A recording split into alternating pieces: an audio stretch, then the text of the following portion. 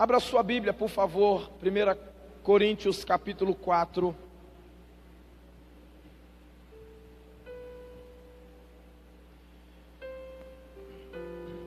Primeira epístola de Paulo aos Coríntios, capítulo 4.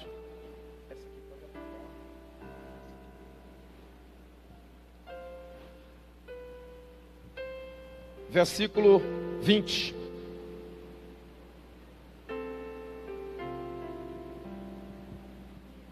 Amém. Porque o reino de Deus consiste não em palavra, mas em poder.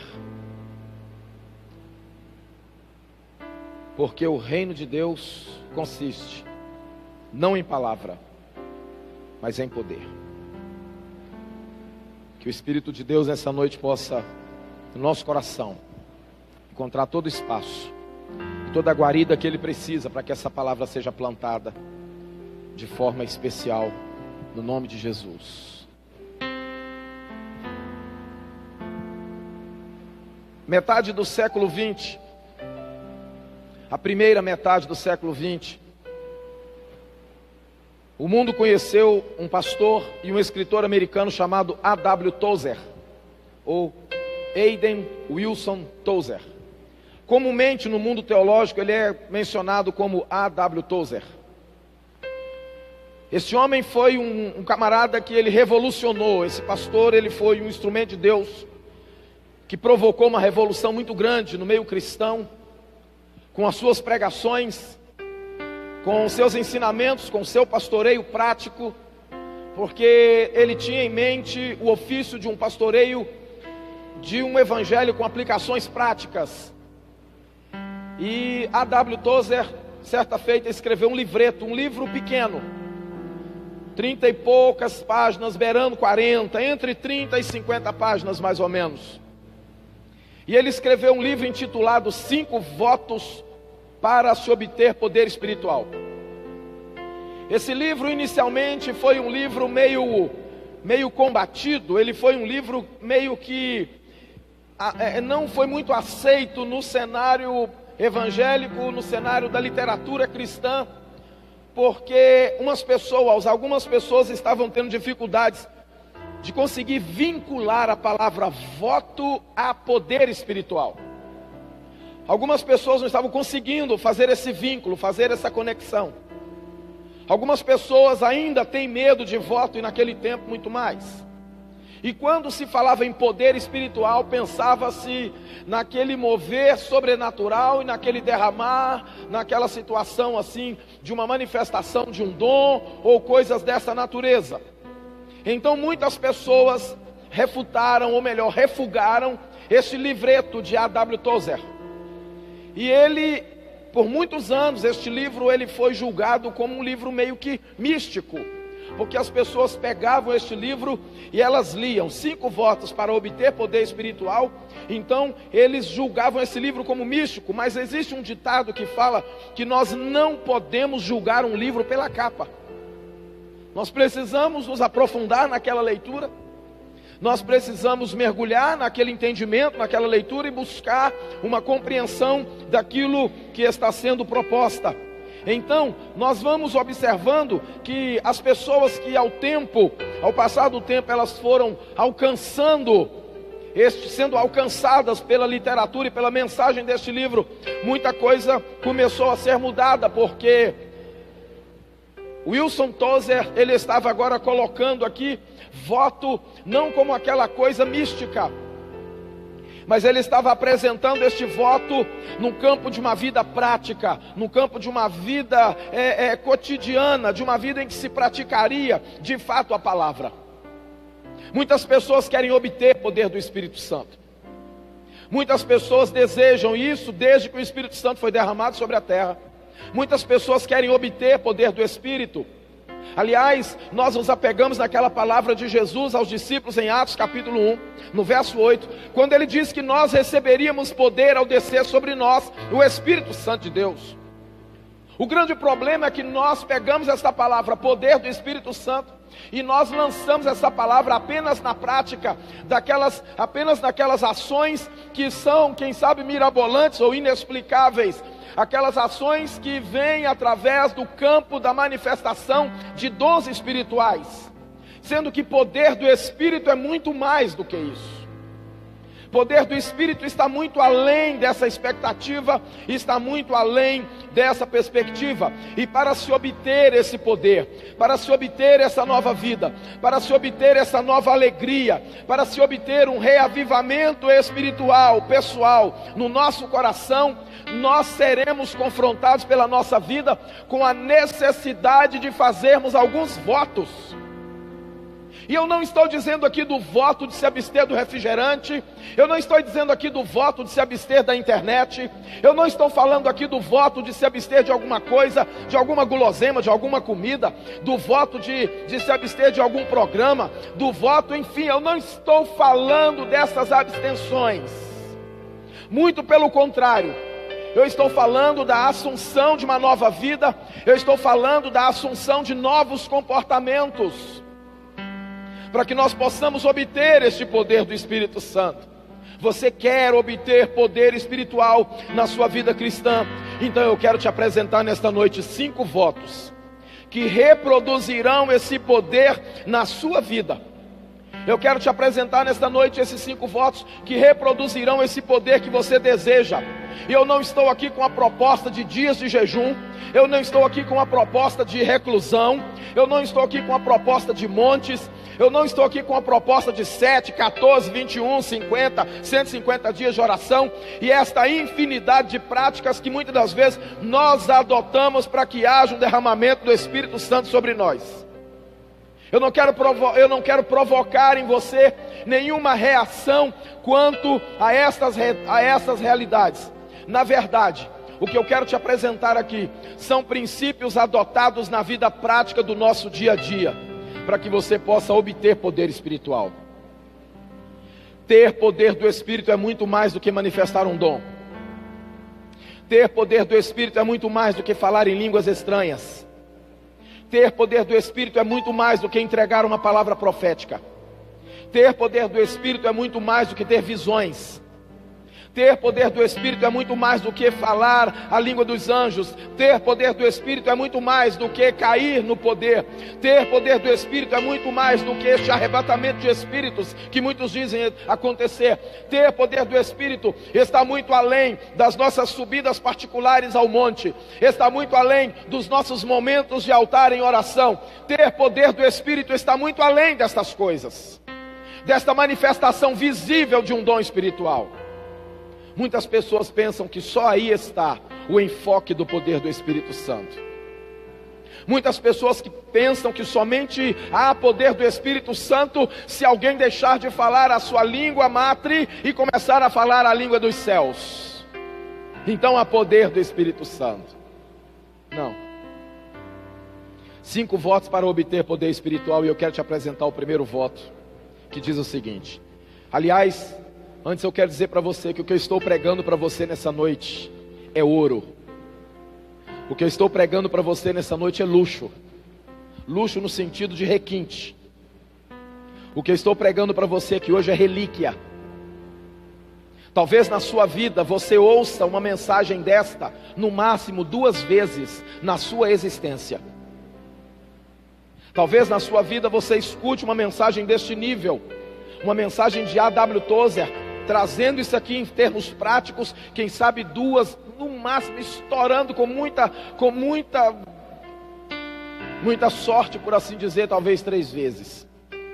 Porque o que eu estou tirando aqui é do livro 5 votos para obter poder espiritual. As divisões, por uma questão de ética e honestidade, eu preciso dizer, as divisões são do livro A.W. Tozer. A argumentação das divisões são de inspiração de Deus sobre a minha vida, pela sua graça e misericórdia. Então o primeiro voto, para que eu possa obter poder do Espírito Santo é: trate seriamente com o pecado. Este é o primeiro voto. Por quê? O pecado tem sido disfarçado nestes últimos dias. O pecado tem mudado de nome, conceito, valores. O pecado tem travestido todos os dias com uma nova roupagem.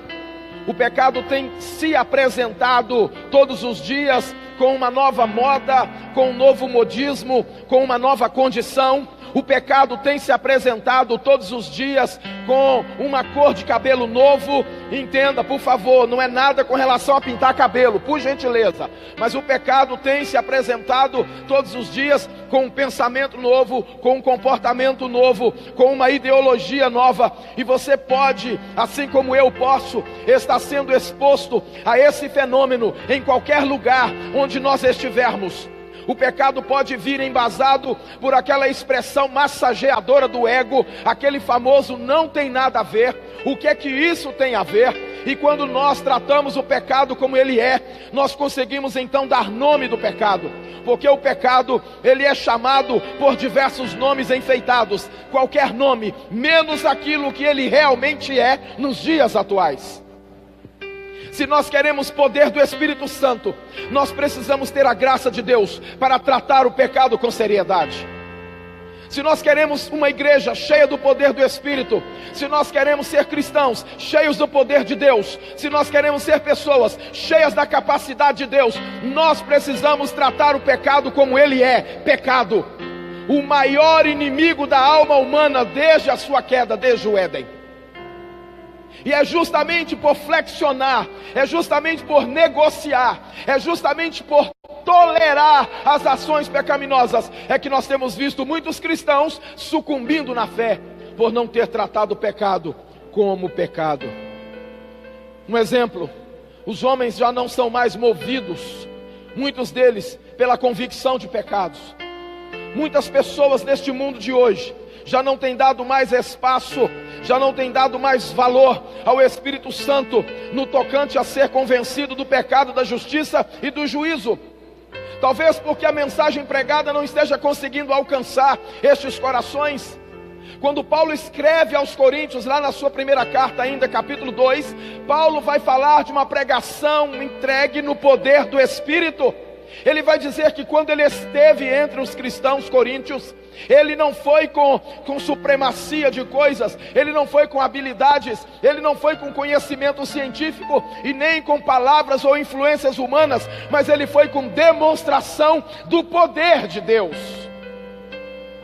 Se eu quero ser um crente cheio do Espírito, eu preciso sim buscar este enchimento. Se eu quero ser um crente cheio do Espírito, eu preciso me colocar numa posição para que este enchimento seja uma verdade, para que ele seja um fato na minha vida. Mas na minha vida prática, eu preciso tratar com seriedade quando o assunto é pecado. Porque pecado derruba, pecado adoece, pecado enferma, pecado somatiza. Pecado traz danos, traz prejuízos.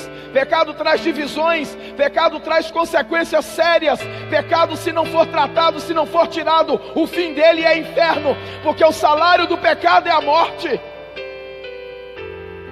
Então eu trato com seriedade com o pecado, ou então eu deixo esse negócio de lado, meus irmãos. Os homens hoje, ao invés de confessar as suas culpas a Deus, para se livrarem delas, muitos deles estão se deitando em divãs e tentando relatar o que sentem a outro homem que nada pode oferecer como solução e resposta. Porque o conflito é na alma, o conflito é o pecado. O conflito está não apenas naquele comportamento, mas o conflito ele está ali na alma. Pecados não se tratam em consultórios, mas com lágrimas nos olhos, joelhos no chão, confessando ao Senhor que é santo. É assim que nós tratamos pecado. Pecado não se trata com terapias. Pecado não se trata com spas. Pecado não se trata com viagem. Vou fazer uma viagem para ver se eu despareço a cabeça. Se tem um pecado em cima, ele vai viajar junto. Pecado não se trata com uma boa mesa para jantar, para ver se eu consigo reativar as relações. Se tem pecado, ele janta junto. Então nós, como igreja de Cristo, que temos tido acesso à palavra de Deus em larga escala, nós precisamos sim da graça de Deus e da autoridade de Deus para tratar o pecado com seriedade, porque ele ainda é o mesmo antigo inimigo da alma, e nós precisamos tratar firmemente com o pecado em nossa vida. Todos nós conhecemos os nossos pecados e sabemos dar nome para eles. Nós sabemos nomear os pecados. Todos nós, uma vez que nós conhecemos o pecado, e que ele é nomeado, e que ele é identificado, e ele é repudiado, nós devemos confiar em Deus, para que o Senhor venha nos libertar dessa situação. É absolutamente necessário que nós façamos isso. Quando Paulo fala sobre a autoanálise, quando Paulo diz que o homem deve examinar-se a si mesmo, Paulo está nos dando ali a oportunidade de dizer: entra no âmago, que é a alma da alma, entra no âmago e começa a detectar as falhas, começa a dar nome aos pecados e começa a tratá-los com seriedade, encarando-os de frente e colocando a sua vida diante de Deus. Sabe por quê? Porque eu conheço e você conhece, respectivamente, os nossos pecados. Não chame seus pecados por algum outro nome, chame pelo nome que ele realmente é. Se você é invejoso, chame-o de inveja. Senhor, eu tenho inveja. Senhor, eu sou uma pessoa invejosa. Se você tem tendência à autocomiseração, chame-o de autopiedade. Se existe algum ressentimento em você, admita, porque tem pessoas que permanecem num estado de indignação furiosa a maior parte do seu tempo. Muitos dos nossos conflitos, nós tentamos resolvê-lo com o tempo, negociando com o tempo, achando que o tempo vai sarar alguma coisa. O tempo não cura nada. Ou nós confrontamos, ou nós deixamos aquilo nos abater. Tempo não cura, irmão. Vamos deixar o tempo passar. Quem sabe o tempo ajuda, o tempo só ajuda a piorar. Porque uma ferida não tratada com o tempo, ela poderá trazer novas dificuldades e novos problemas. Se você tem mau humor, não chame de indignação, não. Chame de mau humor.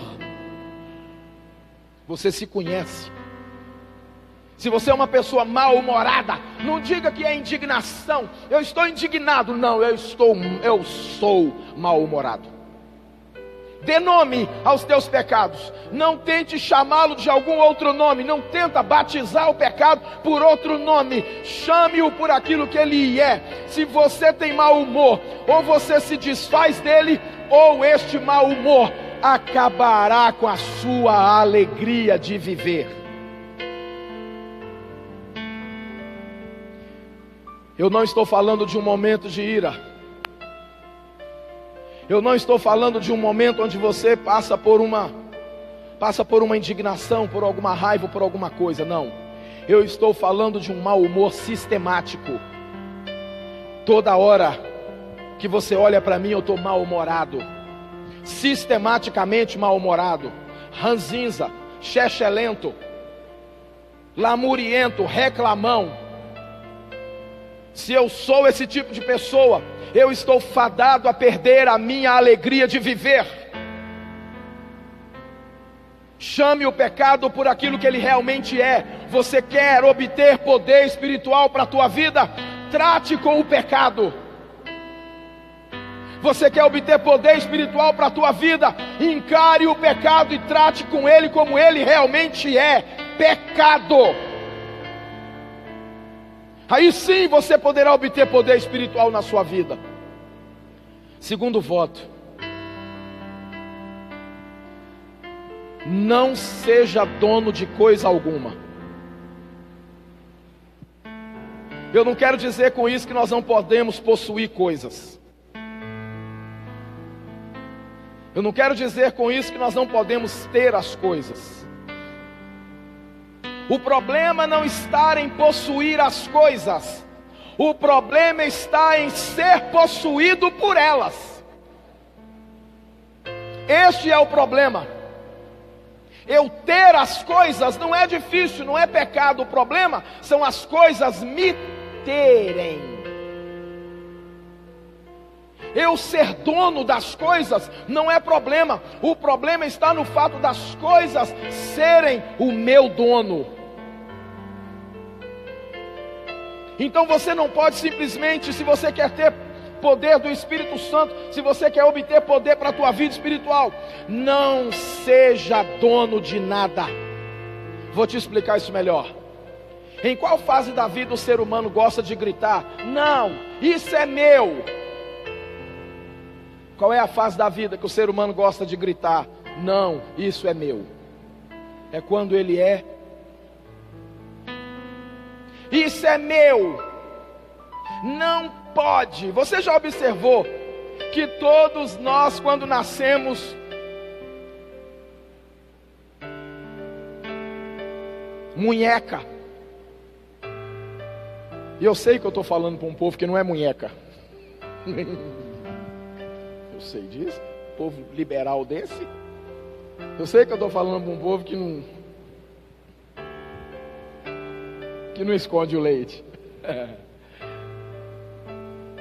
Veja bem, você já observou que a maioria dos bebês nascem com mãos fechadas, dando-lhes uma ideia de tudo que eles têm são deles. Tudo que eles têm pertence a eles. Eles vão crescer. Aí analisam a contraproducência na formação da vida aqui. Nós não precisamos de pais que, dentre as muitas lições que eles nos dão, nós não precisamos de pais que nos ensinem a compartilhar. Sim ou não? Os nossos pais não nos ensinam a compartilhar? Sim. Pelo menos pressupõe-se.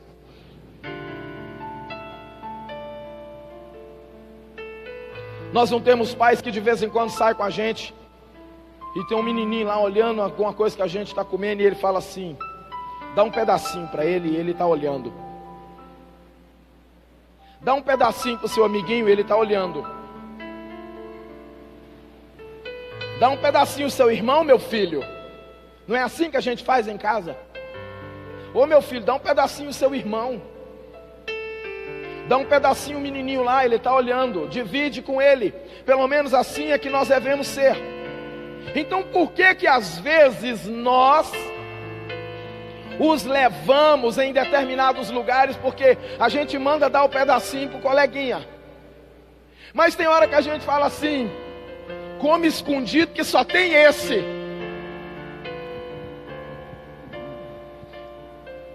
Come escondido porque só tem esse, não tem para todo mundo. Vai lá para o fundo da casa e come depressa.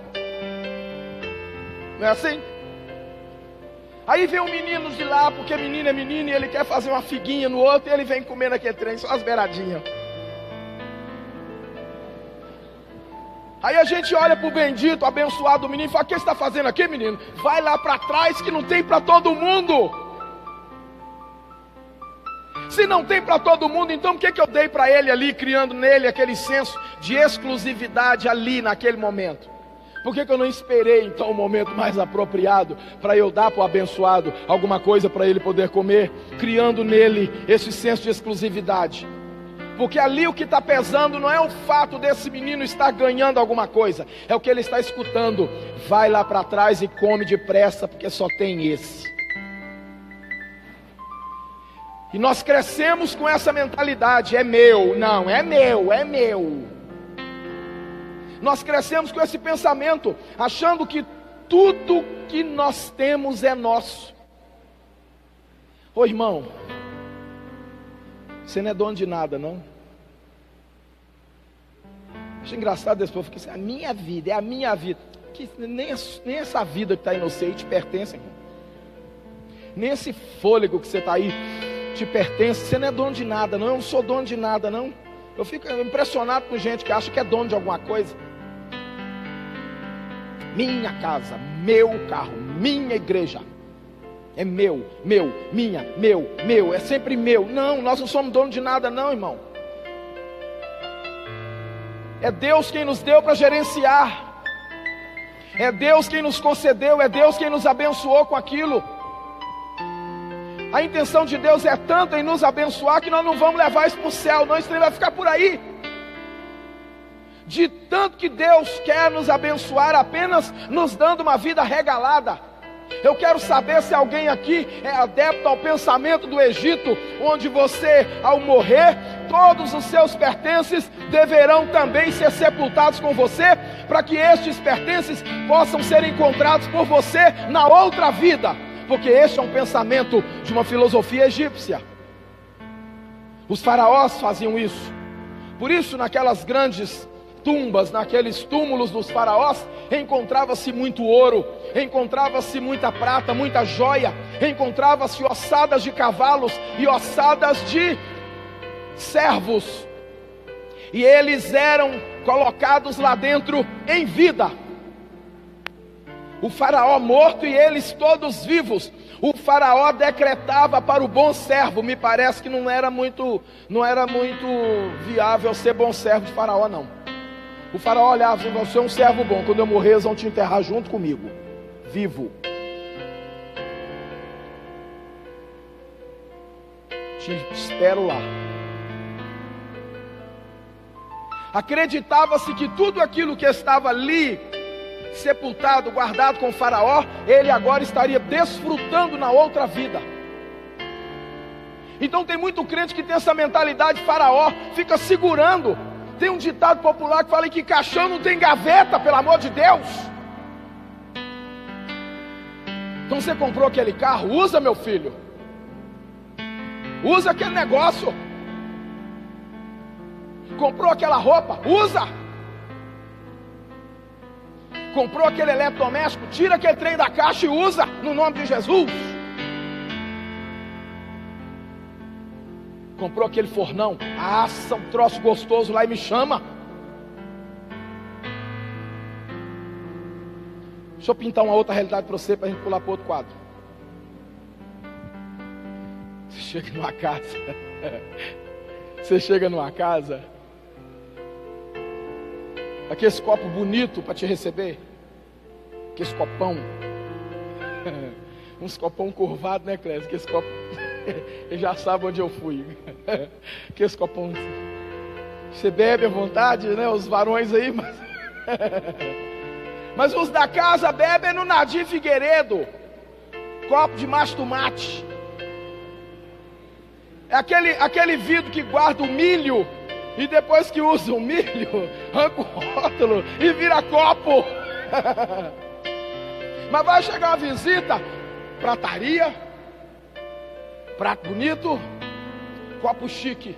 Ô meu irmão, em nome de Jesus, abre essa despensa, abre esse faqueiro, põe esse trem para usar em casa, filho.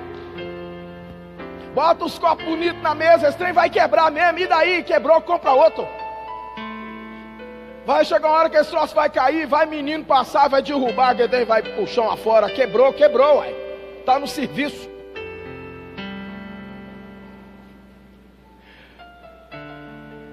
Tem uma casa que, da minha família, que você chega lá, tem uma prataria.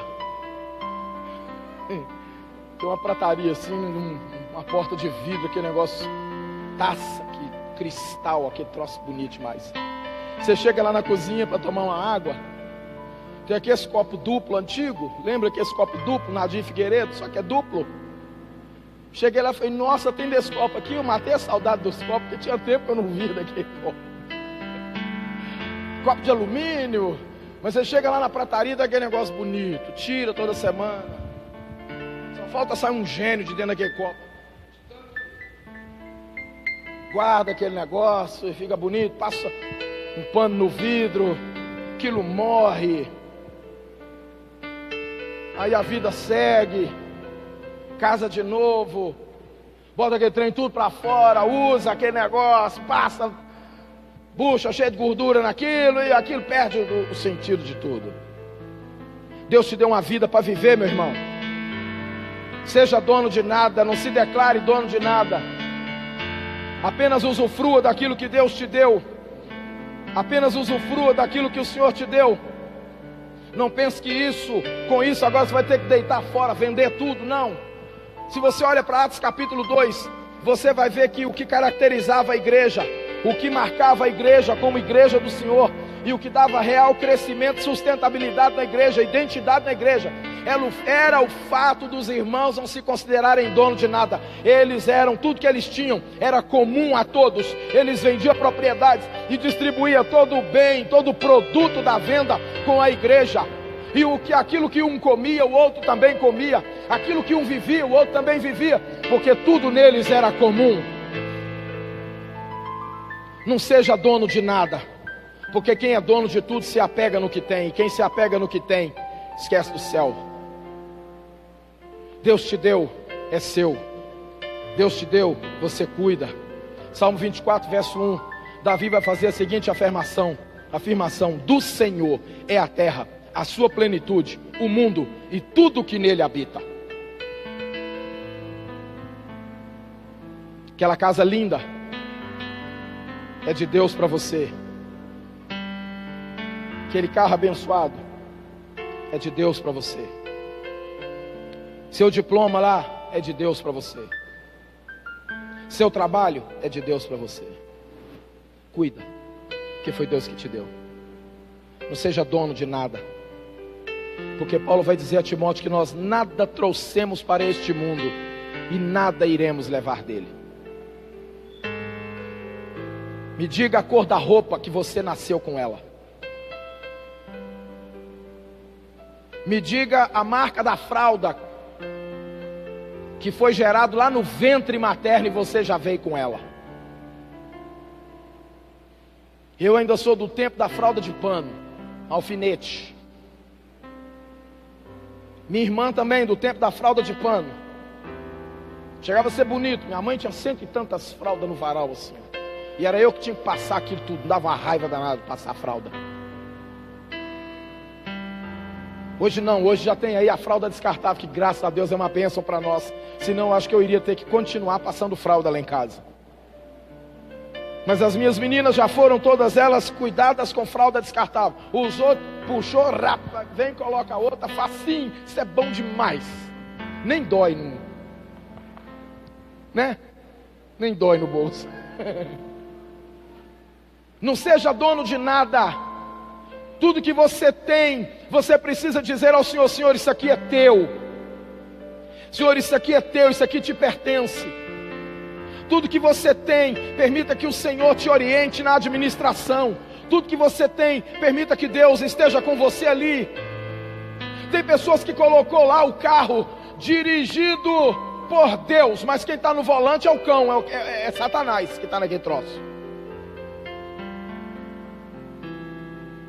Eu me lembro de um fato uma vez, muitos anos atrás, que eu cheguei na empresa de um determinado amigo e estava lá assim: esta empresa é do Senhor Jesus. Na hora que eu bati os olhos na fachada, me veio no coração assim: o diabo é o gerente desse troço. Porque não tem como ser de outro jeito. Só a empresa que é do Senhor Jesus, e Satanás está gerenciando. Que eu nunca vi uma coisa dessa. Nunca vi um trem desse. Não seja dono de nada. Tudo que você tem, você transfere para Deus. Tudo que você tem conseguido, você transfere para Deus. Porque disse Paulo que dele, por ele e para ele são todas as coisas. Então se existe aí algum pensamento de é meu, oh, irmão. Uns dias atrás, numa reunião nossa de pastores, um colega falou assim: a notícia que chega aqui é que você está criando um império em Itabirinha. Eu falei: não. Até porque dentro do reino de Deus não precisa de império. Não, é o que você não entendeu. Diz que você está construindo um império. Eu falei: não. De novo, que império você está falando? Diz que é uma big de uma igreja. Eu falei: é uma igreja razoavelmente boa, grande, que dá para caber bastante gente. Mas o problema é que você não tem genro, pastor. Eu falei: não, filho. Reino de Deus não é de pai para filho, não. Esqueci o nome agora que eu falei com ele. Quando passa um trono de pai para filho. Dinastia. Reino de Deus não é dinastia, não. É chamado. Se Deus me der a grata satisfação de ter genro pastor, ele que se vira para caçar um campo para ele. funciona assim, simples assim. Porque eu não sou dono de nada. No dia que o Senhor determinar, meu servo, acabou, chega. Eu vou deixar o pastor Pietro botar os vidros lá da frente. Então tá bom, Senhor. Pelo menos fala onde é que o Senhor vai me colocar. Porque eu também não posso ficar aí jogado no vento, não. Vai lá para o Cabrobó, meu servo. Estou indo. Porque eu não pastoreio lugar, eu não pastoreio cidade, eu não pastoreio local, pastoreio ovelha, pastoreio rebanho. Então onde tiver ovelha eu estou indo. Alguns dias desses eu fui abordado lá em casa assim, quando terminar, o que você acha que vai acontecer? Eu falei, não sei. Se Deus mandar embora, bora. Está na hora. Não sou dono de nada. Sabe o que eu acho interessante? A afirmação de Paulo aqui, no verso 9, Paulo diz assim, olha o que Paulo vai falar sobre o apóstolo. Parece que Deus nos pôs a nós, apóstolos, em último lugar, como se fôssemos condenados à morte, porque nos tornamos espetáculos do mundo, tanto a anjos como a homens. Somos loucos por causa de Cristo, e vós, sábios em Cristo. Nós, fracos em Cristo, e vós, fortes. Vós sois nobres, e nós, desprezíveis. Até a presente hora, sofremos fome, sede, nudez, somos esbofeteados e não temos morada certa. Nos afadigamos trabalhando com as nossas próprias mãos. Quando somos injuriados, bendizemos. Quando somos perseguidos, suportamos. Quando somos caluniados, procuramos conciliação. Até agora, temos chegado a ser considerados lixo do mundo, escória da sociedade. Ainda bem que é o Paulo que falou. Que essa é a visão que Paulo estava tendo. A interpretação que ele estava tendo sobre o apostolado, frente ao tratamento que recebia. Não seja dono de nada. Terceiro voto. Nunca se defenda. Você não precisa disso. Interessante que todos nós nascemos com instinto de defesa. E nós até insistimos em nos defender. E nós até o faremos.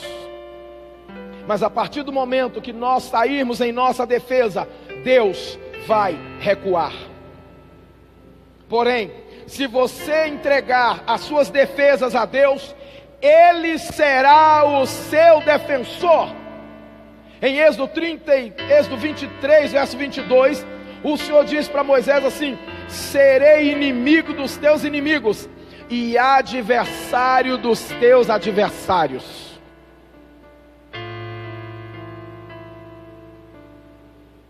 Você tem inimigo? Não era para ter, mas se tiver, alguém tem se declarado inimigo seu, leva para Deus. Porque o Senhor aqui está dizendo aqui que é Ele que será inimigo dos teus inimigos e adversário dos teus adversários. Irmão, nós não precisamos pôr a mão. Quando o crente aprender isso, ele vai ser mais tranquilo. Nós não precisamos colocar as nossas mãos. Deus põe para a gente. Se tem que nos corrigir, Ele nos corrige. Se tem que julgar a nossa causa, Ele julga. Se tem que nos absorver, Ele nos absolve.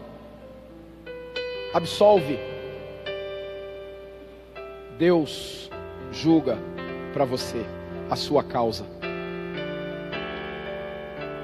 Você não tem que pôr a mão. Ao chamar Abraão, Deus estava fazendo com ele não apenas uma promessa, mas um pacto de defesa ao seu nome. Abraão, vem cá. Quem te abençoar, eu vou abençoar. E quem te amaldiçoar, eu vou amaldiçoar. Eu estou determinando, Abraão, que em você, todas as famílias da terra serão abençoadas. Seja uma bênção. Agora, quem se levantar contra vocês, te amaldiçoar, pode ter certeza que eu vou amaldiçoar. você não tem que correr, você não tem que sofrer. Nós gastamos uma grande parte do nosso tempo nos defendendo de alguma coisa que nos toma tempo, que nos desgasta.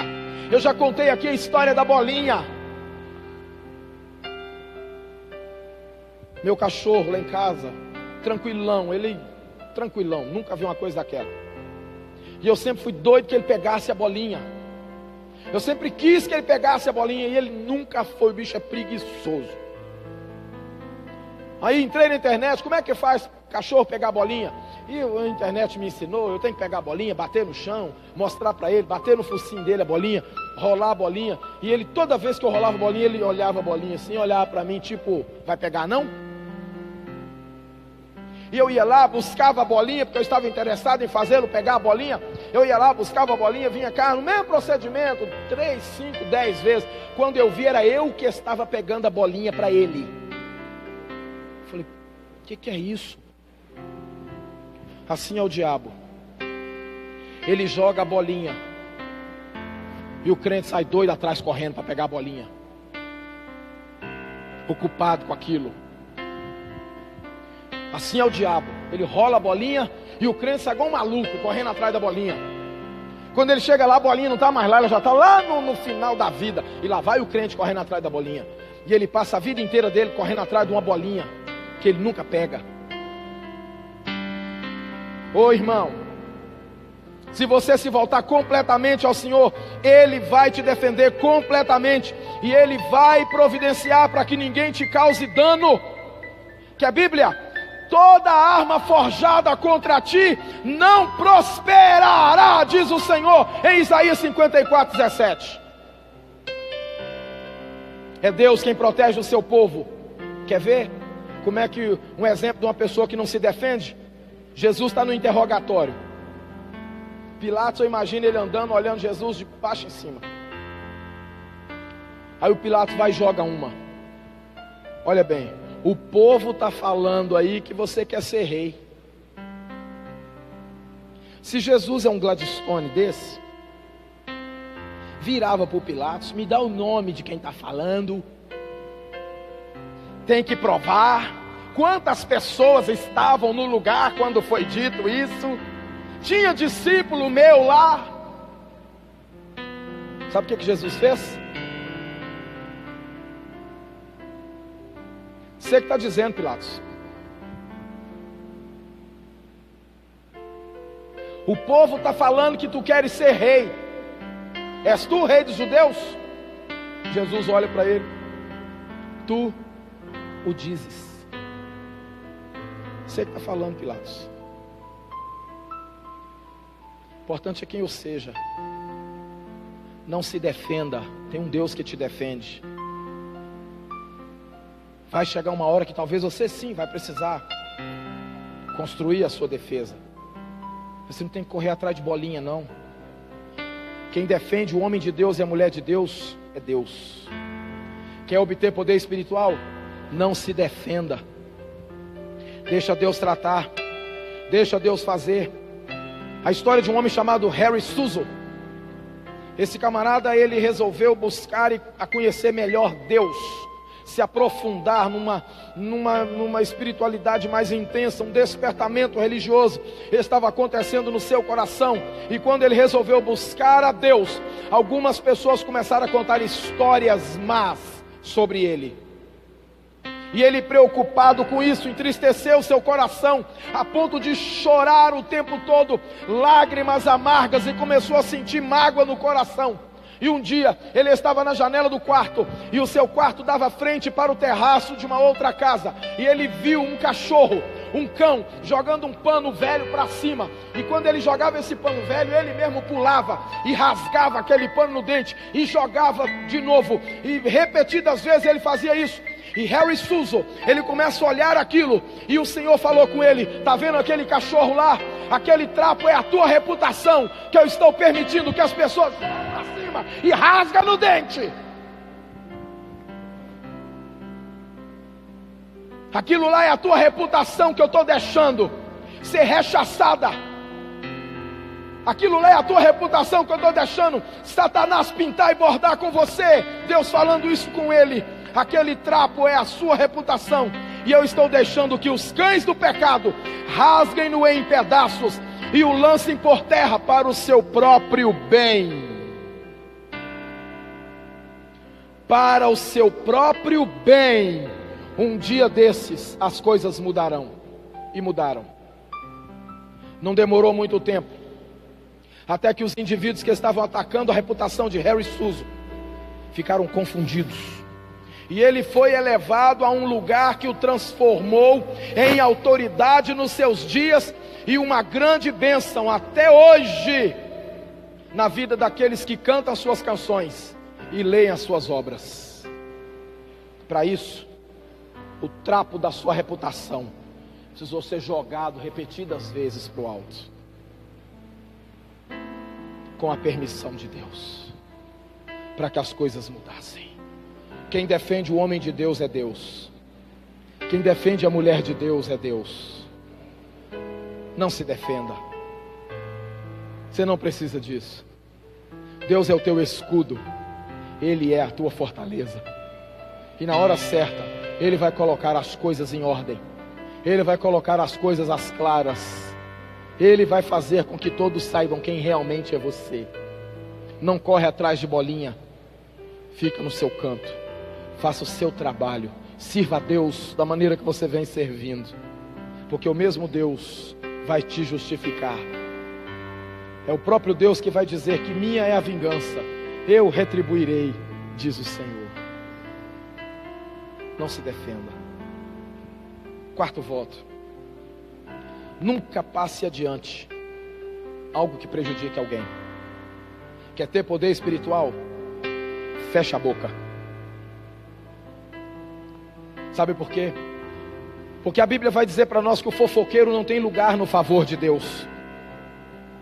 Ele não tem lugar no favor de Deus. E se você sabe alguma história, se você sabe de alguma coisa que possa vir a obstruir, ferir ou maltratar a reputação de um filho de Deus, enterre essa história.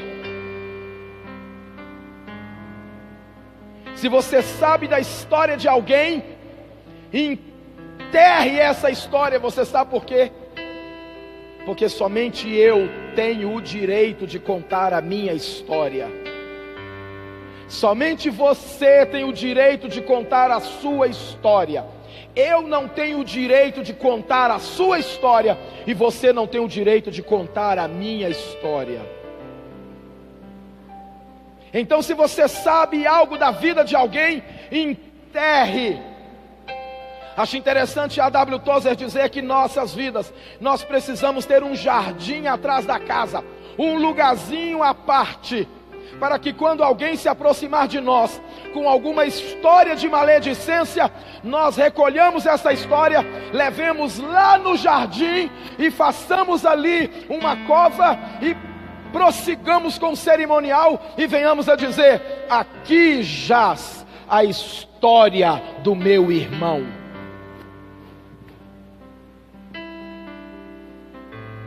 Fofoca dói em mim. Eu fico triste em saber quando o meu nome está sendo esvoaçado pelas ruas. Mas eu não deveria ficar triste, porque sempre que eu tenho a oportunidade eu faço a mesma coisa. Então não devia doer em mim, porque eu também fofoco, porque eu também falo, porque eu também entrego a história dos outros. Se eu quero obter poder espiritual, eu não posso simplesmente passar adiante algo que prejudique alguém. O salmista vai falar no Salmo 34, 12 e 13: quer amar a vida e viver dias felizes? Guarde a língua do mal e os seus lábios de falar enganosamente.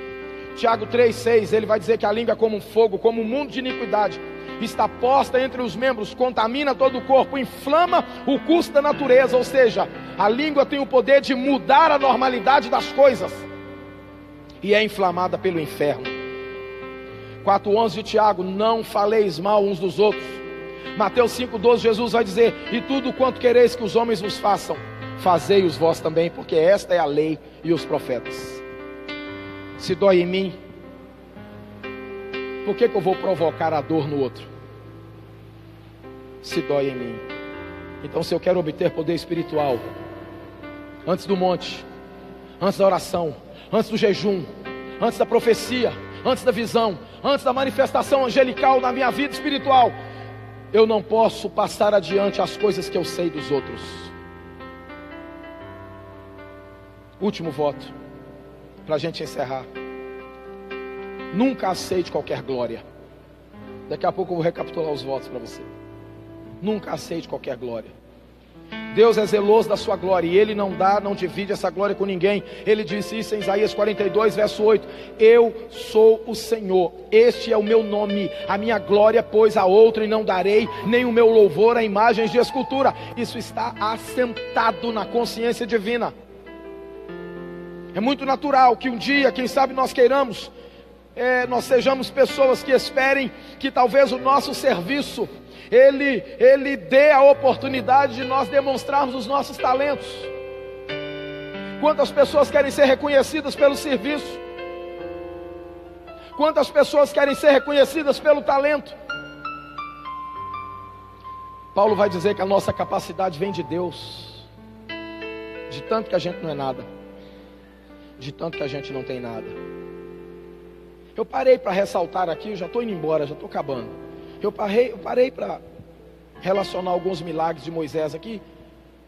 Eu consegui demarcar pelo menos 28 milagres da participação de Moisés. Olha só. Moisés viu o milagre da sarça. Moisés teve ali o seu bordão que se transformou em serpente. A vara depois foi restaurada. A mão ficou leprosa. Depois tira a mão, a mão volta a ser o normal.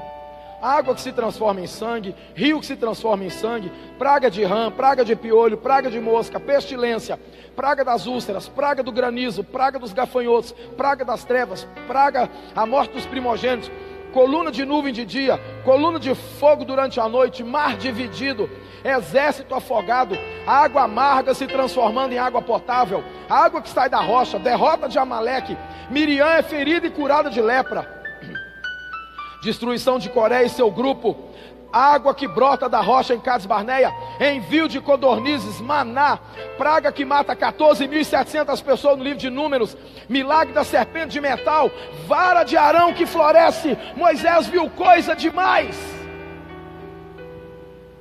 Chegou um dia que Moisés cismou que ele queria ver mais o que, irmão? A glória de Deus.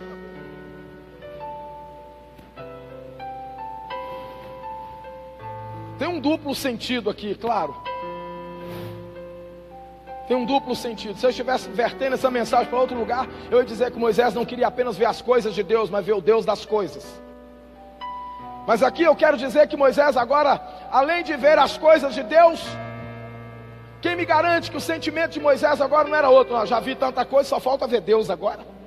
Então é isso que eu quero. Viu tanto que agora queria ver a glória de Deus. Aí Deus falou, menos Moisés. Alto lá. Alto lá. Para que você quer ver a glória de Deus? Para ter o título de alguém que viu a glória de Deus?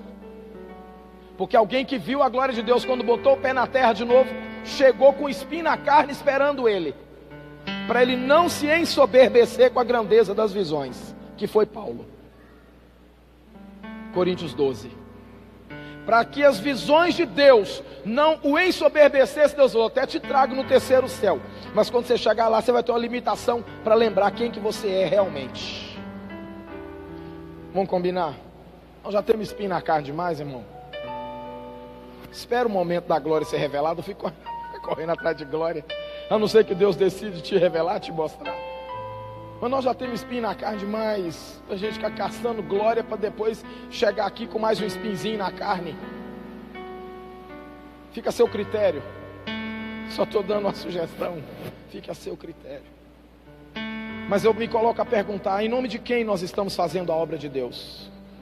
E o que é que nós estamos querendo? Título? Reputação? Não queira glória de ninguém, não queira glória nenhuma. Porque muitos nos dias de hoje querem reputação entre os santos. Tem muita gente que quer o holofote da obra, que quer o refletor. Tem muita gente que quer que tudo esteja pronto, e ele chega e assume a partir dali, e recebe todas as honras. Tem muita gente assim. E esse é um terreno perigoso. Buscar a reputação entre os santos é perigoso. Já é ruim o bastante buscar reputação no mundo, do tipo, você sabe com quem está falando. Pior ainda é buscar reputação entre o povo de Deus. Se Jesus foi capaz de desistir da sua reputação, Filipenses 2, a partir do verso 5, se Jesus Cristo foi capaz de abandonar a sua reputação como Filho de Deus, por que nós não faríamos a mesma coisa? Sofre o dano. Sofre o dano. É bíblico. 1 Coríntios capítulo 6, Paulo vai falar dos irmãos que estavam tendo litígios, briga, levando o irmão na justiça. E Paulo vai chegar no verso 7, se eu não estou enganado, ele vai falar assim: não seria melhor você sofrer o prejuízo disso, do que ficar estendendo essa demanda? Verso 7, antes, por que não sofreis o dano?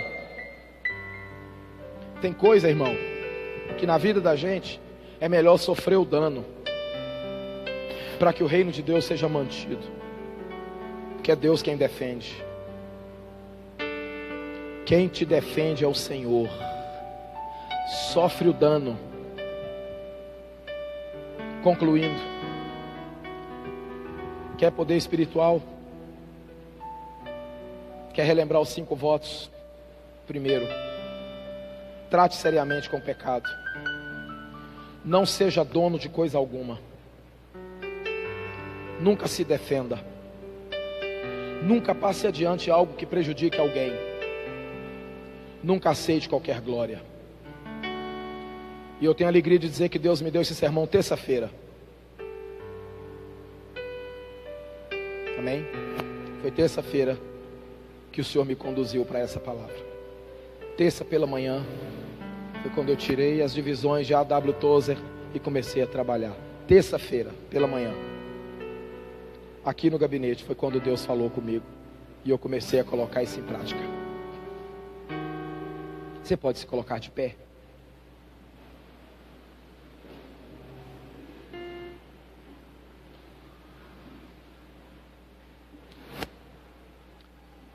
Cinco votos para obter poder espiritual. Viu como é que não tem nada de monte? Viu como é que não tem nada de jejum? Viu como é que não tem nada de campanha de 21 dias, campanha do Salmo, campanha do... Viu que é tudo aqui aspecto prático de uma vida cotidiana. Trate seriamente com o pecado. Não seja dono de coisa alguma. Nunca se defenda. Nunca passe adiante algo que prejudique alguém. E nunca aceite qualquer glória. Você não precisa de glória de ninguém. Você não precisa de glória humana. Você não precisa sobreviver com isso. Tudo que você faz é para a glória de Deus. Paulo vai dizer isso: e tudo quanto fizerdes, fazei-o como que para agradar ao Senhor e não aos homens. Se você tem uma história cabulosa do seu irmão, enterra essa história. Ela não é sua, ela não te pertence. Não é a sua história que está sendo contada. Então chegou até você, enterra. Faz a cruz. Se for preciso, acende a vela, manda a coroa, bota lá em cima e diz: aqui jaz a história do meu irmão. Nunca se defenda. Você também não precisa disso. É Deus quem defende o seu servo. Não seja dono de coisa alguma, porque nada trouxemos para este mundo e nada levaremos dele. Trate seriamente com o pecado, como ele verdadeiramente é. Você pode pôr a mão assim na direção do coração. Vamos fazer esse voto. Quem precisa tratar seriamente com o pecado, quem se declara dono de coisa demais, está preso em muita coisa. Quem vive correndo atrás para se defender. Quem não aguenta segurar uma história muito tempo e passa adiante. Ou quem vive esperando reconhecimento de glória e elogios e Foi o fulano quem fez. Vamos fazer esse voto. Falar: Deus, eu não quero mais ser essa pessoa. Eu não quero mais ser essa pessoa. Eu quero o poder do Espírito Santo em mim. Eu não quero ser essa pessoa. Eu quero ser mudado. Eu quero ser transformado. Eu quero que o Senhor renova-me. Eu já não quero ser igual. Eu quero que o Senhor mude a minha vida, porque eu já não quero ser a mesma pessoa. Deixa o Espírito de Deus te confrontar nessa noite.